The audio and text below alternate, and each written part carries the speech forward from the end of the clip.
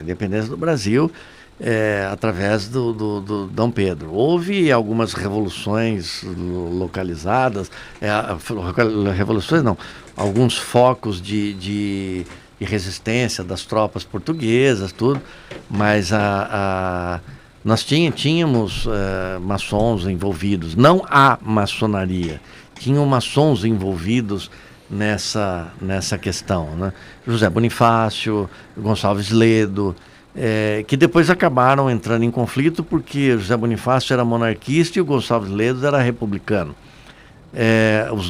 As duas vertentes queriam a independência, mas um queriam que declarasse a república e o outro queria que venceu foi a ala monarquista de José Bonifácio, né?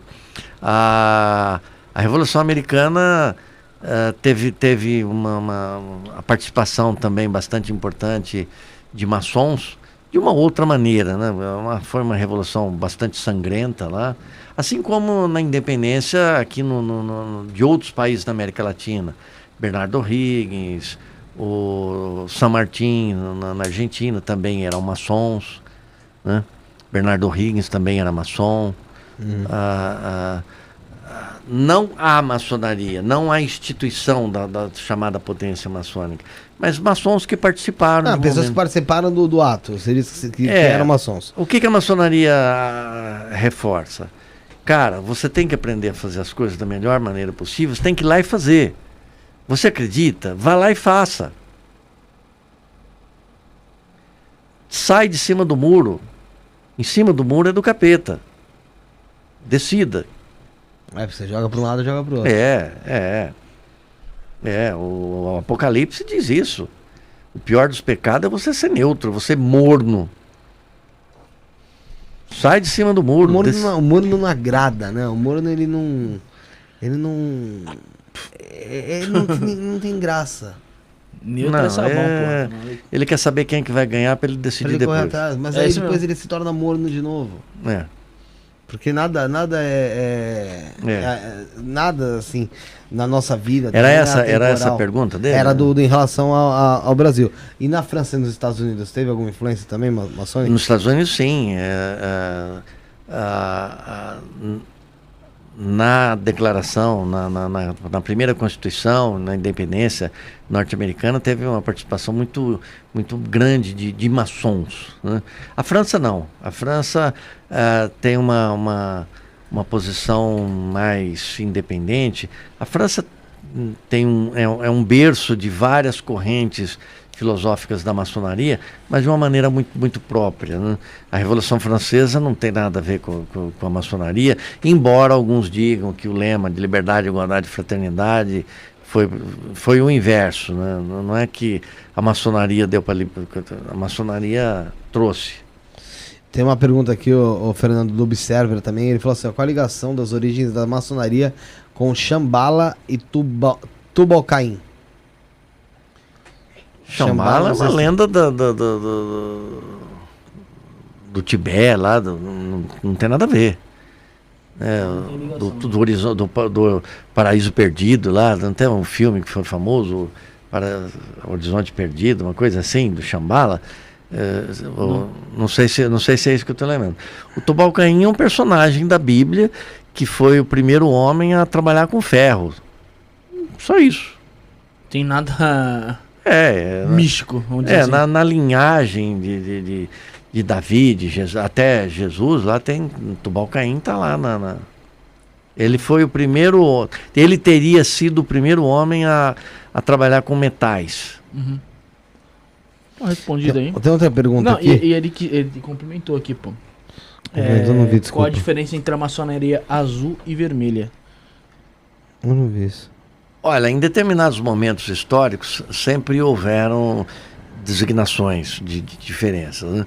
O que eu citei agora da maçonaria republicana e monarquista de Gonçalves Ledo, eles diziam que uma era vermelha e outra era azul. Nos Estados Unidos, eles se denominam como maçonaria azul, como maçonaria dos 3 primeiros graus, o grau simbólico, que é onde os grãos mestres presidem, grau 1, 2, 3. são chamados graus azuis. A partir de uma escola filosófica em continuidade, alguns chamam de maçonaria vermelha, né?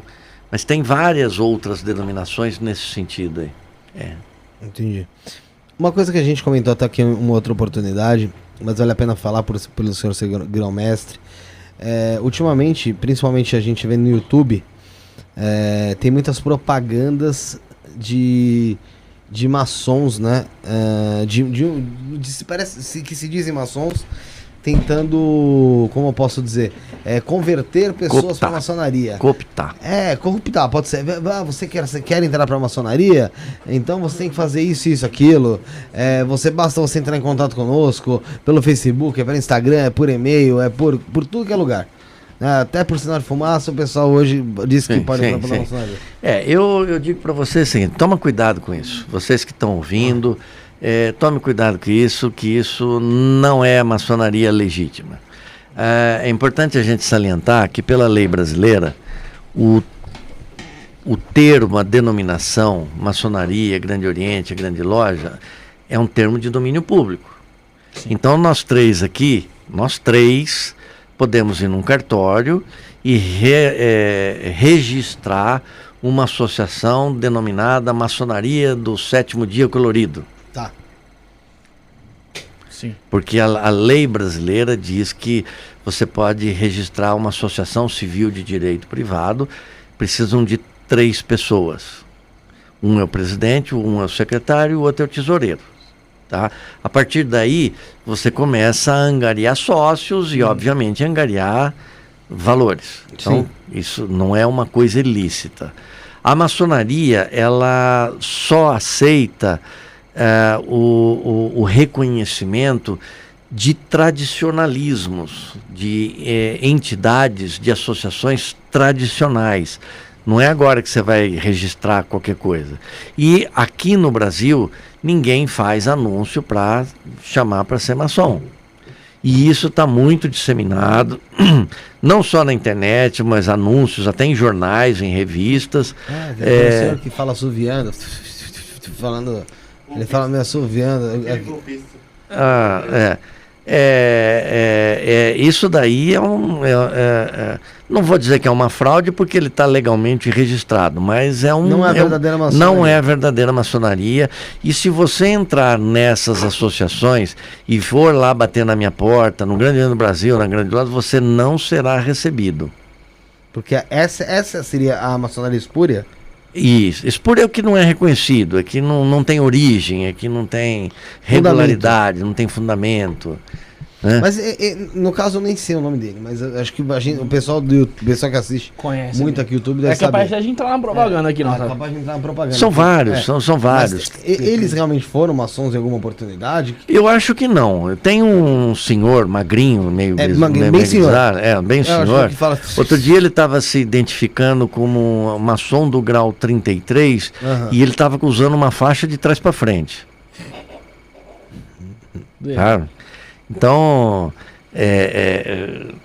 obviamente que ele nunca foi maçom na vida. É um engano. É um engano. Esse aí mesmo. Esse colar que ele está usando você compra no Mercado Livre. Compra no Mercado Livre. Naquele site chinês também você compra. Shopee. Compra que nem minha fantasia de shake que eu comprei. Eu não sou esse senhor aí, ele estava usando uma faixa branca se dizendo grau 33 e a faixa estava pro lado errado e de trás para frente. Pô, tá tudo cagado a faixa. Então, tem outras coisas também que eles falam que o cara acabou de ser iniciado e tira uma fotografia com várias coisas erradas que indicam que eles nunca foram maçons. Não tem conhecimento, vamos dizer assim. Não tem conhecimento. Eu não vou dizer porque depois ele vai aprender e vai fazer certo na próxima propaganda. Né? Uhum. Então tem várias coisas. Né? E tem um fato engraçado. Outro dia, num dos nossos grupos aí da internet, o cara estava reclamando que ele respondeu um questionário, recebeu um monte de coisa lá e pagou e não chamaram ele para ser iniciado maçom. Uhum. Né? E o maçom que vendeu o título para ele, não, você pode ficar tranquilo, você já foi iniciado no astral. Nossa, caraca, misturou olhos com bugadas. Então... Aí foi sacanagem pro cara vendeu terreno no céu, porra. Vendeu terreno no céu, de frente pra praia e de fundo pra montanha, pra esquiar. Tudo que a maçonaria não pega. Você falou aqui. Pelo amor de Deus. A maçonaria não tá interessada Já foi iniciado no astral, em angariar. E eles cobram caro, viu? Eles cobram caro. Não pensa que é barato, então, não. Dizem que é caro. Nunca fui atrás de valores, mas dizem que é caro, sim. Não, teve um aí que chegou, que que chegou ao meu conhecimento, era não sei quantas parcelas aí de 2.000, ou se pagasse à vista 4.000, tinha um desconto. A maçonaria vai dar desconto? O cara envia um anel pra você lá. Relógio. Manda uma carteirinha, fala, pode ir em tal loja que você vai ser aceito. Eu acho que você, não sei se vocês já receberam esse pessoal que bate e fala, pô, a gente foi iniciado lá pelo fulano. Sinto muito. Vai falar com ele, né? Sem chance. Vai ter que falar, vai lá você fala com o cara. Não, e não é reconhecido, não é recebido. Não é recebido. Cuidado com avisos de internet, de revista, agora a moda é e-mail. Agora tá no e-mail? Voltou pro e-mail? Voltou pro e-mail, o WhatsApp. Felipe, você foi indicado, você foi selecionado, você é um hiper, super cara bacana, é só você mandar um Pix aqui, por tantos R$1.000 aqui, que você já vai ser maçom no grau tal, e se pagar mais vai até pro 33, tem que ter 33, né? Tem que ter, né? Tem que ser. Tem que ter 33 ali pra dar um ênfase. O 33, o grau 33 da maçonaria tem alguma coisa a ver com a idade que Cristo faleceu? Não tem. Não tem. Os graus que tratam de estudar algumas coisas do 33 não é do 33. Tá. Dentro existe então a maçonaria, como o senhor disse, a maçonaria, e também ali a upgrade ali, que é quando você entra nesses ritos para ir aumentando o seu grau dentro da maçonaria, né? Que é onde acho que você vai adquirindo conhecimento. Sim. Certo? Existe muitos ritos de fato estranhos ou que não são aceitáveis normalmente pela... Não. Quando quando você inicia cada Não. O rito ciclo. É uma escola filosófica. E para ser aceito, precisa da aprovação do grão-mestre. Então vamos lá, eu começo no 1. Sim. Grau 1. Grau 1. Aí Aprendiz. eu sou grau 1. Aprendiz. Aí eu vou pro 2. Companheiro. Certo. Existe alguma ritualística para ir pro grau 2 ou só tem? Não, uma cerimônia de elevação, uma cerimônia o qual você vai passar no sentido de que a gente produza as impressões no seu interior para você despertar o entendimento para determinadas coisas. Para aquela situação, para aquele momento. Isso. E assim sucessivamente. Sim. Né? Existem alguns graus que são cerimônias mais glamourosas, vamos dizer assim, ou mais... todas são muito bonitas. Ou mais diferenciadas? Não, todas são muito bonitas, emotivamente bonitas. A ideia é eu despertar em você um sentimento que vai retratar aquele momento pelo qual você está passando. Mas então é um rito de passagem. Mas ela não é única, ela é geral. Se o Felipe for pro grau 6 e o Bruno for pro grau 6, eles vão passar pela mesma cerimônia. Sim. Se você passa pro 3, depois ele vai pro 3 e ele vai pro 3... É igual. Não é uma pra cada um diferente. Não. Existem... Essas cerimônias, elas são individuais ou pode acontecer coletiva? Individuais e coletivas. Tem cerimônias individuais, tem cerimônias coletivas. E existe tempo para você passar de um grau para o outro ou depende só da pessoa? Tem várias... O senhor tem 37 anos na maçonaria, falou. Dentro de 37 anos, o senhor é grau... Eu sou mestre maçom. Grão-mestre. Na escola filosófica, eu sou grau 33. Na filosófica, grau 33. Na escola filosófica americana, eu sou cavaleiro templário. Então, são várias escolas diferentes. Então, vamos lá, no grau 33. Então, assim... Seria coisa de quase um ano para cada ano de maçonaria. Grau para cada. Não necessariamente. Eu sou grau 33, eu atingi com 13, 14 anos de maçonaria. Caraca. É muito estudo. Depende de você. Porque até, o Marcelo... A ideia é que você vai passar por um grau se você conseguiu entender aquilo que nós estamos fazendo no grau 1. Não adianta você ignorar o grau 1. Não, você não vai colar na prova. Né? Você vai para o grau 2 se você conseguiu entender a simbologia, o ensinamento do grau 1. Essa é a ideia da coisa. Ah, mas eu conheço um cara... Sim, você conhece um cara que sim, mas ele aprendeu? Não. Mas a ideia nossa, a regra é, você só vai pro 2 se você entendeu o 1. Você só vai pro 3 se você entendeu o 2. Pode ser isso em 6 meses, pode ser em 1 ano. Isso então depende da pessoa mesmo. E você falou sobre Templário, né? Cavaleiro Templário. E qual é a ligação dos Cavaleiros Templários com a maçonaria? O simbolismo da ideia, na escola norte-americana, é o simbolismo da ideia, do ensinamento, do sentido, da dedicação, da fé daqueles Cavaleiros Templários. Certo, entendi, mas não tem nada além do nós não estamos queimando muçulmano, nada disso. Sandro César falou aqui, Fernando, o espiritismo enquanto filosofia é estudado na maçonaria? Vejo muita identificação entre a religião espírita e a maçonaria. Abraço. Existe sim muita identificação, mas não é objeto de estudos. Há objeto da apresentação da ideia, eventualmente. Eu convidei, uma determinada ocasião, quando eu era presidente de uma loja, eu convidei uma senhora para falar sobre kardecismo. Sim. Eu convidei para o mesmo dia para falar sobre os seus princípios um padre e um pastor. Para falar sobre filosofia, sobre ideias, algumas coisas da visão deles pela maçonaria. Então, mas não no sentido específico de você estudar ou se dedicar a uma determinada religião. A religião é sua. O que a gente interessa aqui, você acredita em Deus? Você acredita num ente superior? Sim. Agora, como você vai fazer isso, o problema é seu. Qual que é a sua visão, Fernando, da vida após a morte ou a vida após a vida? A minha visão do Fernando. Fernando Fernandes. Sim. Eu acho que Deus seria muito injusto se fosse efêmero isso aqui. Deus seria muito injusto. Por quê?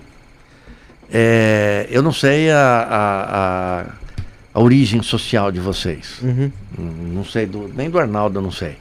Mas você vê gente na rua sendo parido aí embaixo de viaduto. Sim. E muitos desses casos aí morre com 6 meses, 1 ano, tá morrendo de diarreia na rua. Sim. Ou atropelado com 10, 11 anos, fugindo da polícia. Enfim, existe essa realidade. Nós também temos uma outra realidade de pessoas que nascem em berço de ouro. Eu conheci uma família, há um bom tempo atrás, que o patriarca da família tinha uma banheira de prata para dar o primeiro banho nos filhos homens da família. Caraca, você vê... Nós temos uma infinidade de famílias riquíssimas aí, né? Um grande número, não sei se é infinidade. Se você partir do princípio que tudo é um jogo de uma única rodada, qual é o mérito de você aprender ou não aprender? Qual é o mérito evolutivo que você teria tido nessa vida? Isso é uma visão pessoal do cidadão Fernando. Sim. Né? Então eu entendo que tudo é uma consequência, não só para essa vida, mas para outras. Cientificamente, já houve, e é sempre relegada ao establishment, os senhores, não me interesso nisso daí, mas sempre houve provas de que houve uma outra coisa em um outro determinado momento. Né?